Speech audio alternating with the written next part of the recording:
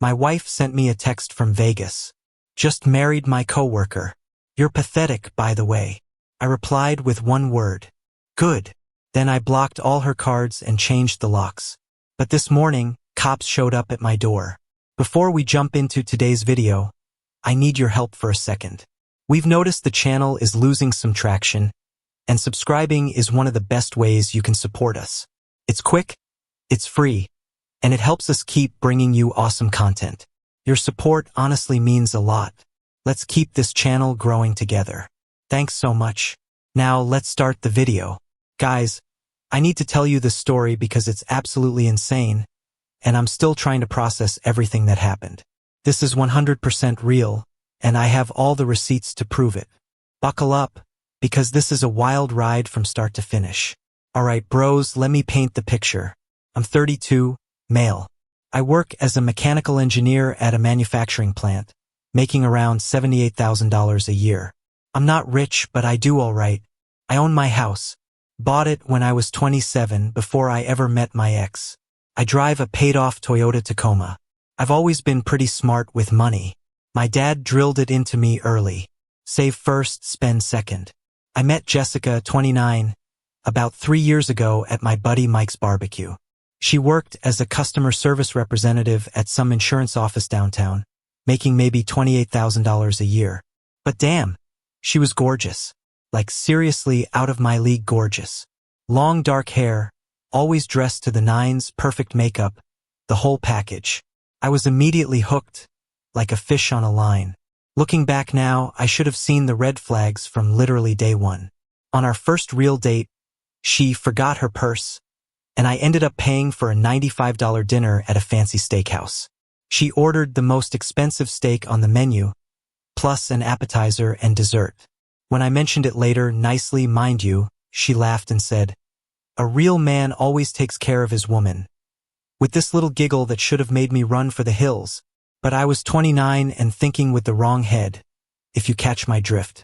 The dating phase was expensive as hell. Every date had to be at nice restaurants. She needed new outfits for everything. Wanted flowers just because. Expected me to pay for her gas whenever she drove to see me. I was probably spending $300 to $400 a month just on dating expenses. My buddies kept joking that I was whipped, but I told myself I was just being a good boyfriend. We got married after dating for about 20 months. The wedding cost me $19,500. She wanted the perfect fairy tale day and kept adding things. Every conversation turned into upgrading something. Flowers went from $800 to $1,200. The DJ package went from basic to premium. When I suggested scaling back to save money, she'd start crying about how I didn't want her to be happy, and how this was every girl's dream day. I paid for everything, including her $1,600 dress that she wore for exactly 4 hours. After we got married, Jessica quit her job. She said the commute was too stressful. It was 25 minutes. She said she wanted to focus on being a proper wife and maybe starting a family. Sounds sweet, right? Except she didn't cook. We ordered takeout 4 to 5 nights a week. She didn't clean. I came home to the same mess I left in the morning.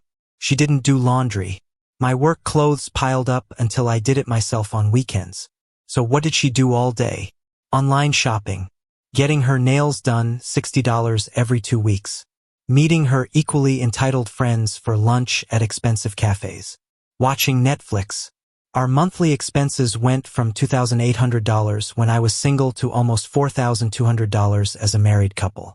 I was basically funding her lifestyle while working 50-plus hour weeks.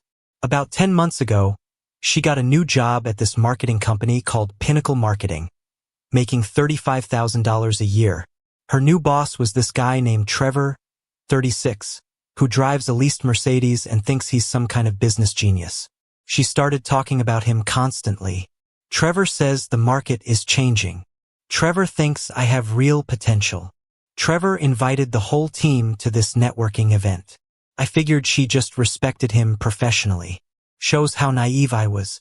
The past few months, she'd been working late nights and going to team-building events almost every week. She bought new clothes, started going to the gym religiously, even though she used to call exercise torture.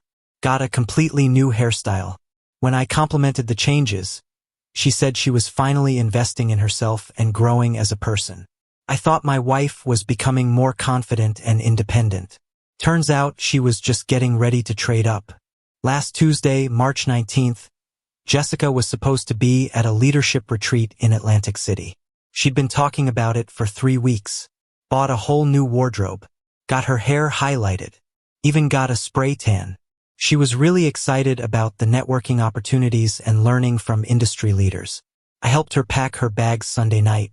She packed like she was going on a damn honeymoon. Fancy dresses. New lingerie.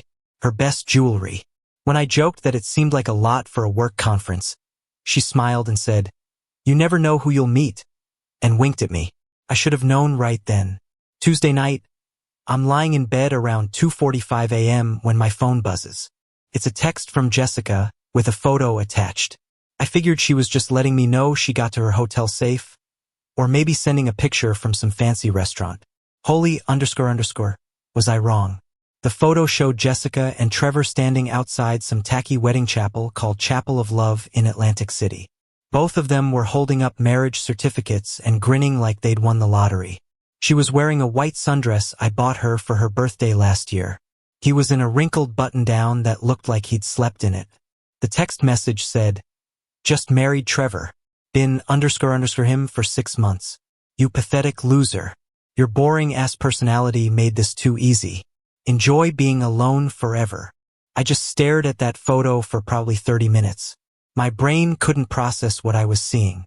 6 months. 6 ___ months. I started replaying everything in my head, and the timeline suddenly clicked together like puzzle pieces. All those late nights at the office. The constant team-building dinners. The way she guarded her phone like it contained nuclear codes. How she started doing her makeup every single day, even just to go grocery shopping. The gym membership she was so excited about. All the new lingerie I stupidly thought was for my benefit. It felt like someone punched me in the stomach and set my chest on fire at the same time. 3 years of my life. Almost $25,000 spent on a wedding. Thousands more supporting her while she wasn't working. And she'd been cheating on me for half a year while I worked overtime to pay for her lifestyle. After sitting there like a zombie, staring at my phone, I finally typed back one word. Okay. Then I got to work. Here's where Jessica really underserved herself over.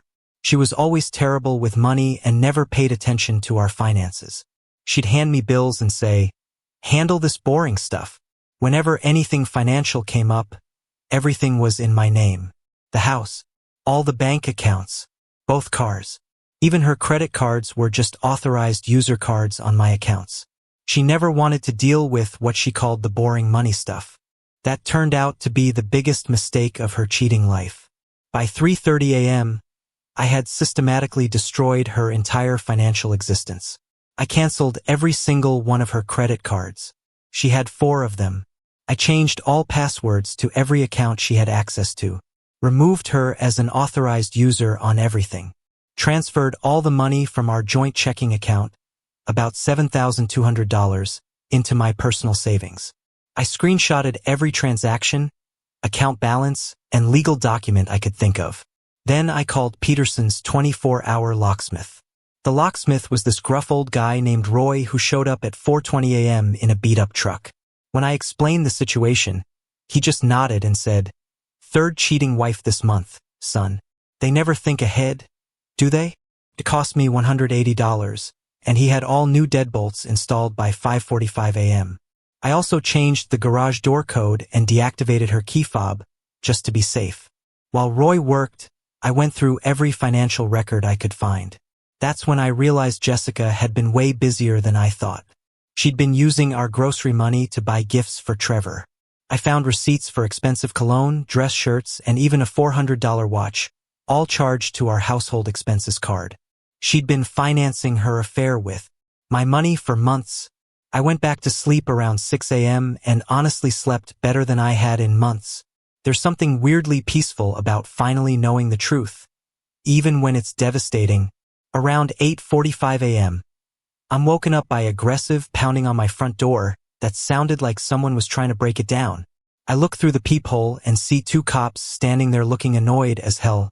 Sir, we received multiple calls about a domestic dispute. Your wife claims you've locked her out of her residence and stolen her property and money. I opened the door and immediately showed them the Atlantic City marriage photo on my phone. Officers, she's not my wife anymore. She married someone else about 6 hours ago. The older cop, probably mid-50s, raised his eyebrows so high they almost disappeared under his hat. The younger cop was clearly fighting back a smile, but trying to stay professional. She's also claiming financial abuse, theft, and domestic violence. The older cop continued, I had all my documentation ready in a folder. Officers, here's the deed showing I purchased this house in 2019, 2 years before we even met. Here are the credit card statements showing she was just an authorized user on my accounts. Here's documentation of my bank accounts showing everything is in my name. I haven't touched any of her personal belongings and I've never laid a hand on her. They asked to see the marriage text to verify it was real and asked me to forward it to them. The timestamp clearly showed 2:47 a.m. and the photo was obviously recent. The older cop radioed back to whoever was on the other end. Ma'am, this appears to be a civil matter that you'll need to resolve through attorneys. We cannot compel someone to provide access to property if you've legally married another person. I could hear Jessica absolutely losing her goddamn mind through their radio from wherever she was calling from. She was screaming something about abuse and theft and demanding they arrest me immediately. The cops asked if I planned to destroy any of her belongings. I assured them that everything would be packed up safely and ready for pickup. They left after giving me the standard warning about not destroying property and keeping things civil. As soon as they drove away, I started packing all of Jessica's crap into boxes and trash bags. Took me about 4 hours, but it felt surprisingly therapeutic. Every designer outfit I'd paid for, every piece of jewelry I'd bought her, every book and decoration and random item, all of it went into containers in the garage. Around 1:30 p.m., Jessica showed up with her whole support network. There was Trevor, looking like he'd rather be getting a root canal without anesthesia. Her mom, Patricia, who always thought I wasn't successful enough for her princess. And her sister, Amanda, basically Jessica's evil twin, but somehow worse. Trevor looked absolutely miserable. His expensive Mercedes was parked in my driveway like some kind of statement, but the guy behind the wheel looked like he was questioning every life choice that led him to this moment. He kept checking his phone and wouldn't make eye contact with me. I could practically see him doing mental math about how much his new wife was going to cost him. Patricia immediately went on the attack. You can't just lock her out of her own home. This is illegal. We're calling the police again. Feel free, I said calmly. They already came by this morning. They said it's a civil matter since your daughter married someone else. This is financial abuse. Amanda screamed, pointing her finger at me like some kind of prosecutor. You can't just cut off all her money and leave her stranded. It was never her money, I replied, pulling out my folder of documents. Every account, every credit card, every asset is in my name. Want to see the paperwork? That's when I dropped the bomb that made Trevor go pale as a ghost. By the way, I'll be forwarding your wedding photos to HR at Pinnacle Marketing tomorrow morning. I'm sure they'll be very interested to know about their supervisor marrying a subordinate employee. Trevor's face went completely white. You wouldn't do that. Watch me. See, I'd done my homework. Pinnacle Marketing has a strict anti-fraternization policy, especially between supervisors and their direct reports. It's clearly stated in their employee handbook that romantic relationships between different levels of management can result in immediate termination. I'd looked it up on their website. Jessica was full-blown ugly crying at this point. Mascara running down her cheeks and black streams.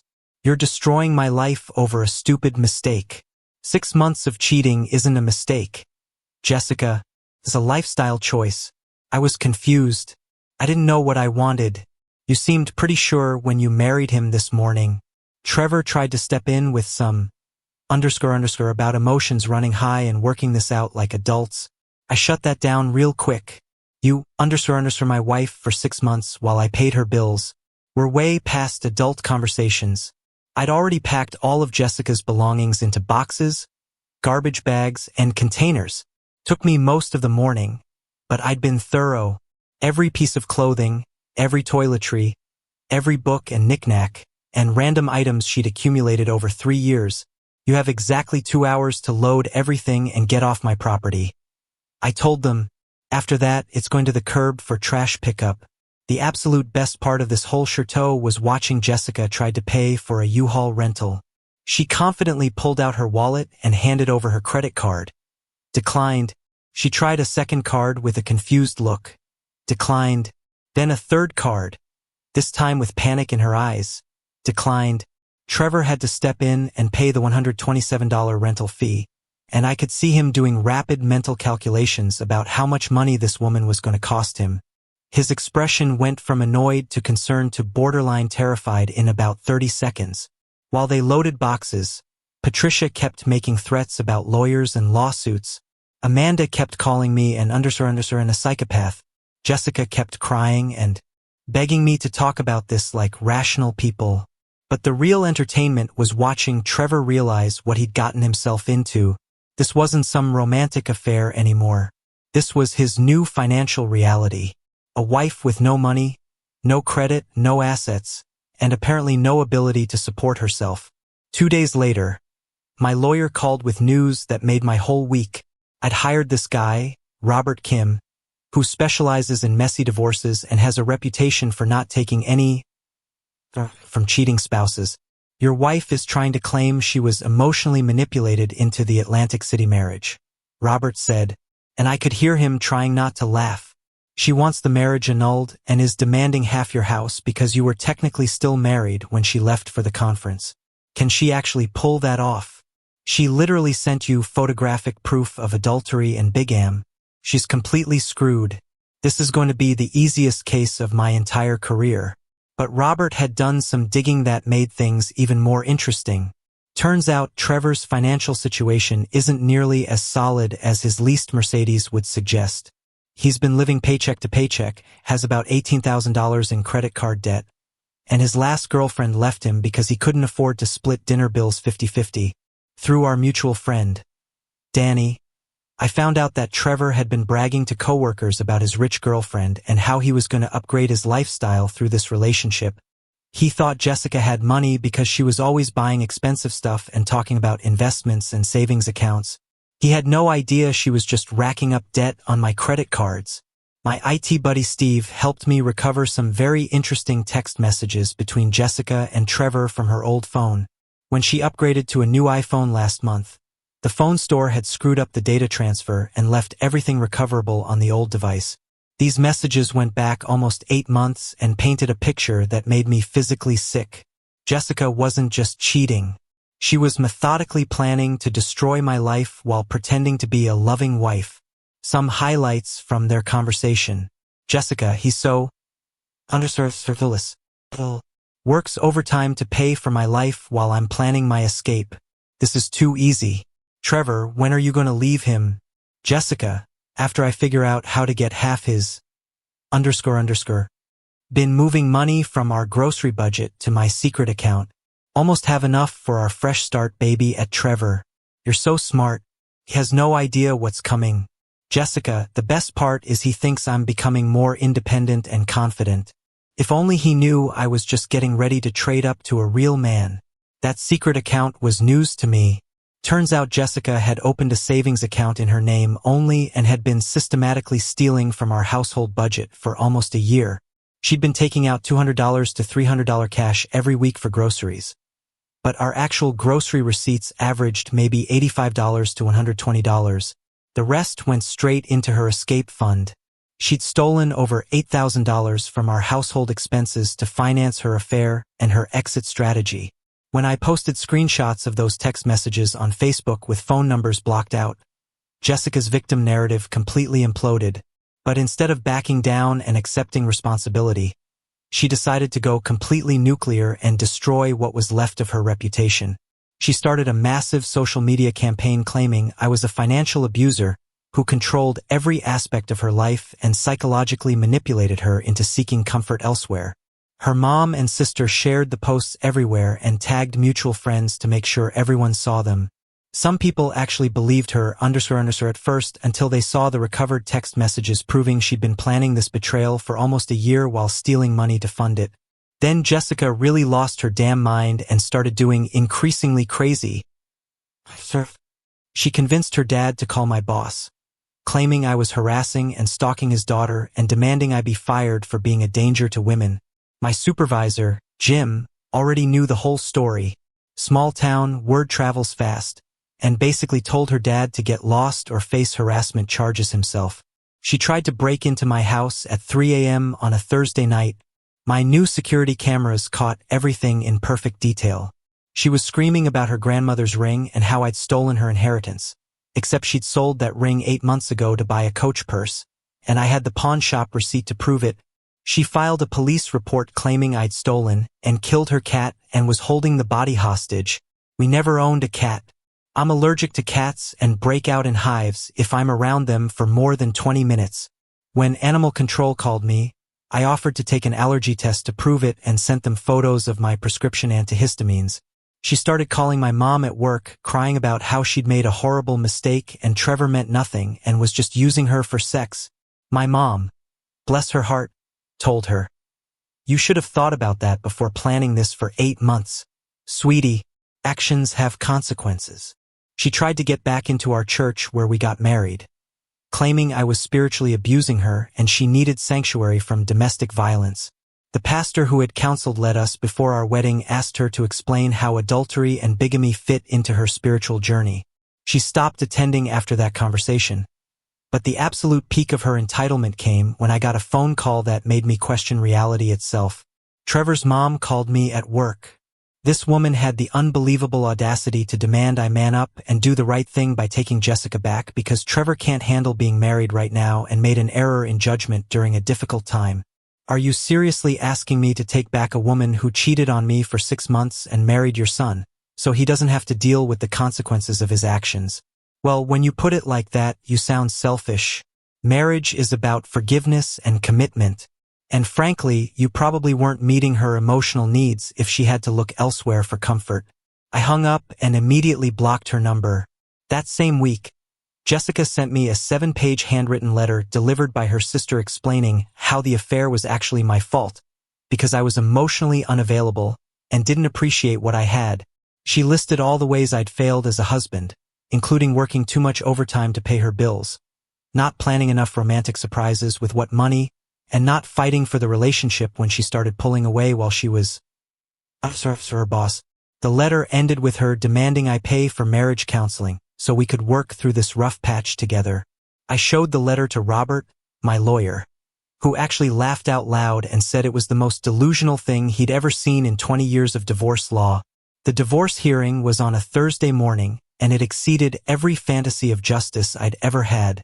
Jessica showed up wearing a white dress, not off-white, not cream, pure white, to divorce court where she was being divorced for committing adultery and marrying another man. Even the court reporter did a double take when she walked in. Her lawyer was some fresh-faced kid named Brandon, who looked like he'd passed the bar exam about 15 minutes ago. He kept shuffling papers nervously and asking for delays while Jessica whispered frantically in his ear. Judge Martinez called the case and asked for opening statements.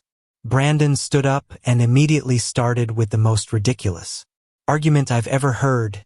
Your Honor, my client was suffering from severe emotional distress and was coerced into the Atlantic City marriage by her supervisor, Mr. Trevor Davidson. She was not in her right mind and was manipulated by someone in a position of power over her employment. Judge Martinez looked confused. Are you claiming your client was forced to commit adultery for 6 months? Well, no, Your Honor, but the relationship created an unstable mental state that led to poor decision-making. My lawyer, Robert, stood up with a huge grin on his face. Your Honor, I have recovered text messages, financial records, and social media posts spanning over 8 months showing the defendant methodically planning this affair, while systematically stealing money from the marital household to fund her exit strategy. He handed over a thick folder of evidence. The judge spent about 10 minutes reviewing everything while the courtroom sat in complete silence. I watched his expression change from professional neutrality to obvious disgust to barely contained amazement. Mrs. Davidson, or are you using your maiden name? Did you text to Mr. Davidson? And I quote, "Can't wait to see the look on his stupid face when I take him for everything he's worth." Jessica turned bright red and started stammering. That was taken out of context, Your Honor. What context makes planning to financially destroy your husband acceptable? Silence. And did you systematically withdraw money from household accounts under the pretense of grocery shopping while actually funding a secret savings account? More silence.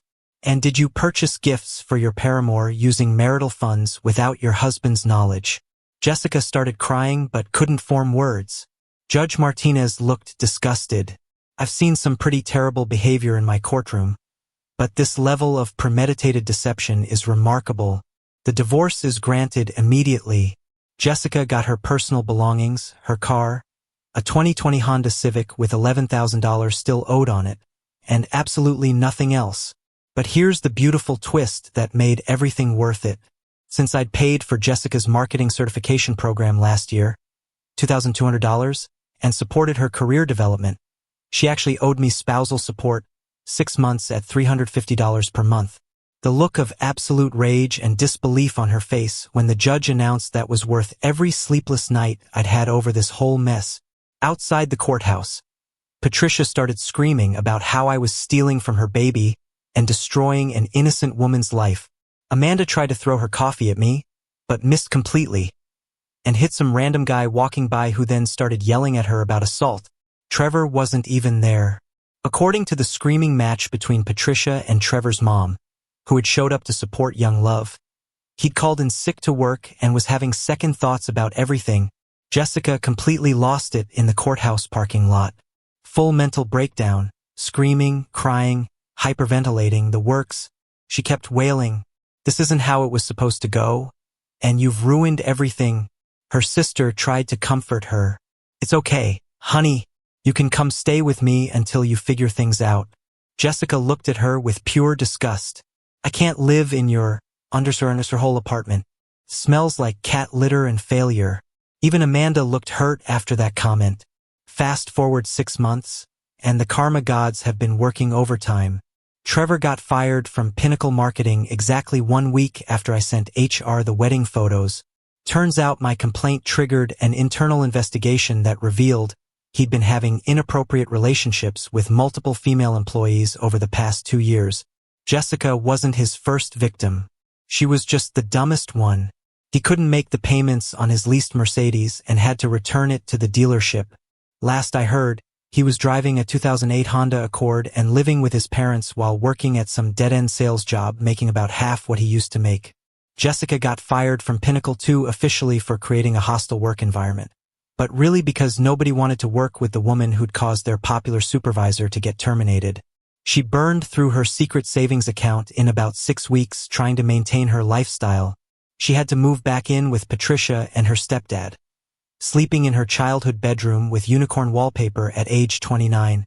Patricia was furious because she'd been planning to convert that room into a craft space and now had to deal with her dramatic adult daughter having daily mental breakdowns.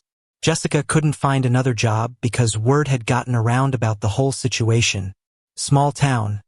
Everybody knows everybody, and nobody wants to hire someone with a reputation for sleeping with supervisors and causing workplace drama. But here's where the story gets really good and why I saved the best for last. 3 weeks ago, I got a phone call that made my entire year. Unknown number, so I almost didn't answer, but something made me pick up. "Hello?" I said, sobbing immediately, uncontrollable sobbing on the other end. "Please don't hang up," Jessica's voice said through the tears. "I know I don't deserve to talk to you, but I'm desperate." I didn't hang up, but I didn't say anything either. I made the biggest mistake of my entire life. The biggest mistake anyone has ever made. Trevor was using me, and I was too stupid and selfish to see it. I threw away the best thing that ever happened to me for some who never cared about me. Still silence from me. I never stopped loving you. I know that sounds like after everything I did, but it's true. I was confused and scared, and I made horrible decisions. but my feelings for you were always real. Okay, I finally said, we can work this out. We can go to counseling. We can start over. We can do whatever you want. I'll sign a prenup. I'll get a job and pay you back every penny I took. I'll do anything. No, please, you have to understand. I was having some kind of mental breakdown. I wasn't thinking clearly. People make mistakes. Jessica, you didn't make a mistake. You executed a plan for 8 months while stealing my money and lying to my face every single day. I know it looks bad, but it doesn't look bad. It is bad. You're a bad person who did bad things to someone who loved you. The crying got worse. I have nothing. My parents hate having me there. I can't find a job anywhere. I have no money. My car is getting repossessed next week. Nobody will even talk to me. Sounds like consequences. What am I supposed to do? Figure it out. You're a grown woman. You can't just abandon me like this. I'm falling apart. You abandoned our marriage when you started. Everything after that is your problem. I was about to hang up when she played what I guess she thought was her trump card. I'm pregnant. Long pause. Congratulations. Is it Trevor's? I don't know. Could be yours. No. Couldn't be. We haven't had sex in 4 months. And you've been on birth control the entire time we were married. Try again. More sobbing. Okay, it's probably Trevor's, but he won't return my calls. And his mom hung up on me when I tried to tell him. Still not my problem. How can you be so cold? We were married. We loved each other. You loved my bank account. I loved someone who didn't exist. I hung up. 2 days later, Patricia called me. Patricia, the woman who spent 3 years telling everyone I wasn't good enough for her precious daughter. You need to help Jessica, she said without even saying hello. She's your wife. She's Trevor's wife. That marriage doesn't count. She wasn't in her right mind. Take it up with the state of New Jersey. They seem to think it counts. She's family. You took vows. She broke those vows when she committed adultery multiple times. For months, everyone makes mistakes. You're supposed to forgive. Some mistakes are unforgivable. She's pregnant and scared and has nowhere to go. She can go to Trevor. He's the father. Trevor won't talk to her.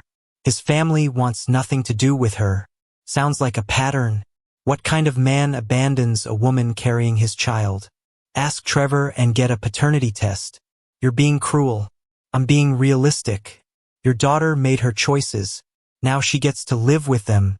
Patricia started screaming about how I was heartless and selfish and how she was going to tell everyone what kind of person I really was. I reminded her that everyone already knew exactly what kind of person Jessica was and hung up, but the absolute best part came last week. Trevor called me. Trevor, the ball's on this guy. Hey man, I know things got weird between us. You understand my wife. Right about that. Look, Jessica's been staying at my place and honestly, she's a lot like really high maintenance and dramatic.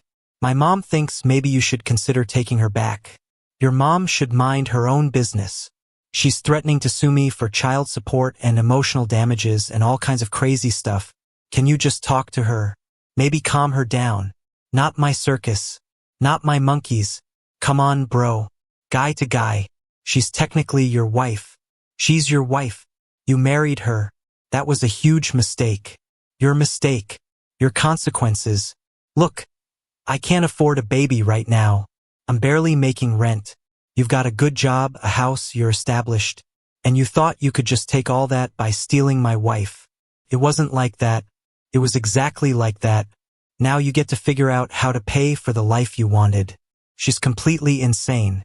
She expects me to take care of everything while she sits around crying all day. Sounds familiar. I can't do this, man. I'm not cut out for this kind of responsibility. Should have thought about that before you stuck your dick in a married woman. I hung up on him, too. Yesterday, I got a Facebook message from Amanda. My sister is having a complete mental breakdown, and it's your fault. She can't eat, can't sleep, cries constantly, and is talking about hurting herself. She made one mistake, and you're destroying her entire life over it. I replied, she made 184 mistakes. One for each day she was cheating on me, And if she's threatening self-harm, call a professional. I'm not responsible for the consequences of her choices. Then I blocked her. 2. Right now, I'm sitting in my paid-off house, making good money at a job I enjoy, dating an amazing woman named Sarah, who thinks this whole story is both hilarious and educational.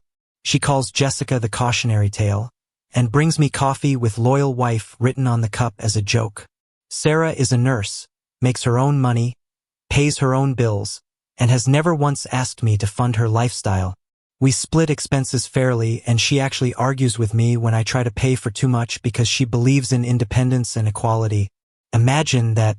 Jessica is 29 years old, unemployed, living in her childhood bedroom, pregnant with a baby whose father won't acknowledge her existence, and facing the reality that actions have consequences.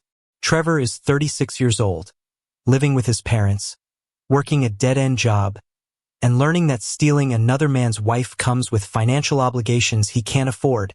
Both of them have reached out multiple times, begging me to fix the problems they created. Both of them seem to genuinely believe that I owe them help because their lives fell apart after they destroyed mine. The audacity is honestly impressive. Sometimes the trash really does take itself out, and sometimes karma works exactly the way it's supposed to. The only thing I regret about this entire situation is not seeing the red flags sooner. Like when Jessica said her ex-boyfriend before me was controlling and abusive for asking her to pay for her own dinner sometimes and expecting her to contribute to household expenses. Should have known right then that I was dating someone who saw relationships as financial arrangements rather than partnerships. But everything happens for a reason, and I'm genuinely grateful this happened before we had kids or I wasted any more years of my life on someone who saw me as a bank account with benefits. Thanks for reading this novel. Reddit time to go live my best life now. Jessica, I know you're probably reading this because you're obsessed with social media and have nothing else to do with your time. Your mom called my mom last week asking if there was any chance I'd consider taking you back for the sake of the baby. My answer is still no. It will always be no. You made your bed when you decided to _ Trevor for 6 months while spending my money. Now you get to lie in it alone in your childhood bedroom with unicorn wallpaper. And Trevor, if you're reading this too, thanks for taking the trash off my hands. Enjoy paying child support on a sales associate salary while living in your mom's basement. Hope she was worth destroying both our lives over. To everyone asking in the comments if this is real, every word is true. And I have screenshots, legal documents, and security camera footage to prove all of it. To the people saying I should forgive her because everyone makes mistakes.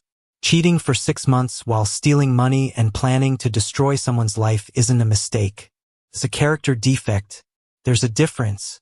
To the women DMing me asking if I'm single, I'm very happily taken by someone who actually knows what loyalty means. And finally, to everyone who shared their own cheating stories in the comments, I'm sorry you went through that __. But I hope seeing this gives you some hope that cheaters really do get what's coming to them eventually. Justice served. Case closed. Story over. Cool.